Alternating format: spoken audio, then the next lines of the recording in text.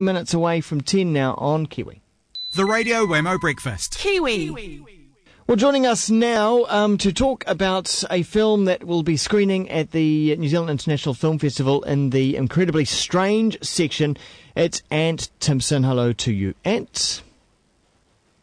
Hello, Glenn. Morning. Morning. Now, it's a Kiwi horror film, this film called Wound. It shows an unconscious girl being raped by a man wearing a pig's head, and the family values campaigners like Family First, which is really just Bob McCroskey, says that it should be banned. It features illness, bondage, incest, revenge, explicit graphic violence, all the good stuff, would you say there, Ant? Yeah, that's the checklist. I think he said that it could cause copycats, I think was the phrase that he mentioned. So if you do see anyone wearing pig masks in public, instantly I would recommend calling the police. Absolutely. Now, as a precautionary matter, yeah. I mean, there hasn't been this much palaver about pigs and sex since Deliverance, really. It was probably the last time. But and on the face value of it, I mean that checklist, it is pretty horrific. I mean, it's not, it doesn't attract me personally to the film. I mean, it's not my personal sort of flavour, but I mean, it does sound pretty damn awful. Yeah, if you make a checklist of a lot of strong provocative films, they're going to come off as a bullet-pointed list of pretty horrific subject matter that you wouldn't want to go see. I mean, and that's a lot of great films would probably fall under that. You know, if you put The Godfather as just a bullet-point list of the sort of weird family connections and the violence portrayed, you probably wouldn't want to go see The Godfather. But the thing with The Wound is that there's actually a intelligence behind the strong subject matter. It's not an exploitation film by any means, even though it does have elements in it that are kind of, I would say, very much for adults only. But I also think gorehounds and the kids that maybe would sort of might find that no one's going to find it titillating, but those who are looking for titillation, the Saw kids and, the torture porn kids, they're not going to get any thrills out of this film at all. It's very much coming from a very personal position that David Blythe has, and he is, a rather intelligent man. Didn't want to set out to make a cheap, nasty exploitation film. He went out to make something that he was very proud of, and it's a very personal film to him. But, I mean, okay, so I guess it also gets down to the definition of what is film and what's the purpose of film. I mean, even if the film is sad or it's a comedy or it's a drama, a thriller or whatever, a horror, it's meant to be entertaining. So would you say that this is entertaining? Well, I mean, I would say is Eraserhead entertaining.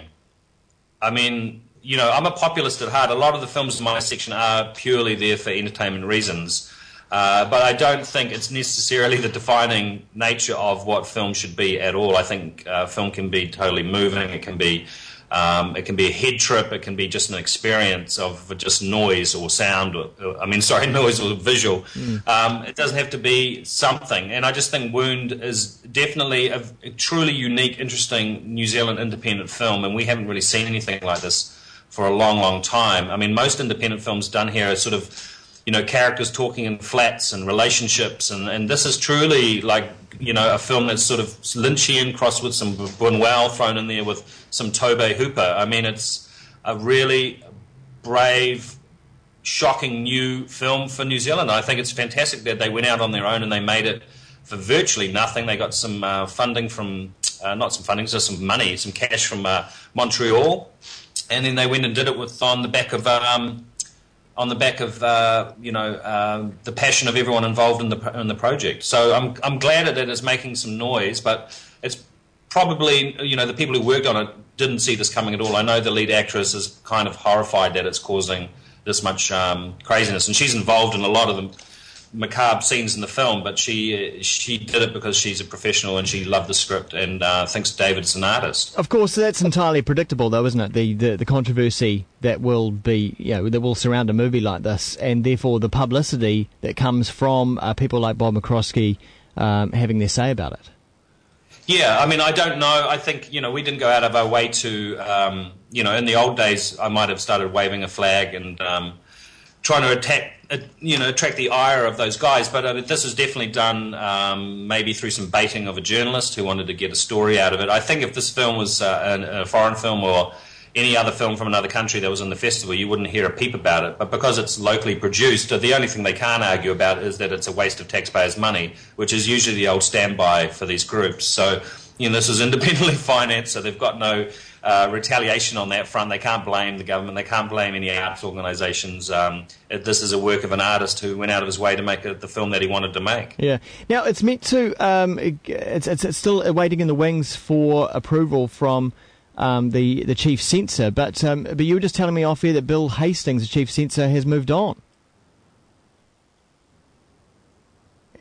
And it sounds like we might have lost Ant. Yes. Or no, we've just lost Ant. We'll try and get him back. But yeah, it was just telling me off here that Bill Hastings, who is the chief censor, who normally has to have his say about these kind of things, will have to allow the film. Ant, you were back there with us. Oh, what's that photo? That's you. Just quickly, tell us the situation with the chief censor. Yeah, he's. I don't think he's actually left just yet. I think there's a changeover, handover period, but he's been made a district court judge, and he is in charge of drafting up some new legislation for the immigration department.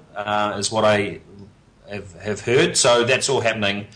So I'm not too sure whether Wound has fallen under. It'll probably fall under his dominion, his last sort of role. It might even be the last feature film he sees before crossing over, will be kind of apt, I guess. Yeah, he's seen some pretty horrific things in his time, that's for sure. But no doubt, from what you're saying, it's not. It's not at the crazy worst end of the spectrum. No, no, not at all. I think there's definitely some really outrageous moments in this film, and I would say it's more grotesque and outrageous than truly disturbing, like some of the, putting it on par with Irreversible. I don't think it's chalk and cheese, really. This is a very different type of film. And also, I think, compared to what the censors have to watch, this is nothing compared to the prohibitive material. I mean, this is a film. It's not going to be the best date movie of all time, but you can definitely take a date along and not be too. She won't report you. Let's just put it at that. But I think I don't know, if you haven't seen any really provocative cinema, you probably want to go on tenterhooks. If you are used to being, if you've seen a lot, then you won't be too shocked. But if you're going in blind, be prepared to be knocked on your ass. Good. All right. Well, that sounds like a very rational kind of description and a way to experience this film, Wound, at the New Zealand International Film Festival. Thanks very much, Ant.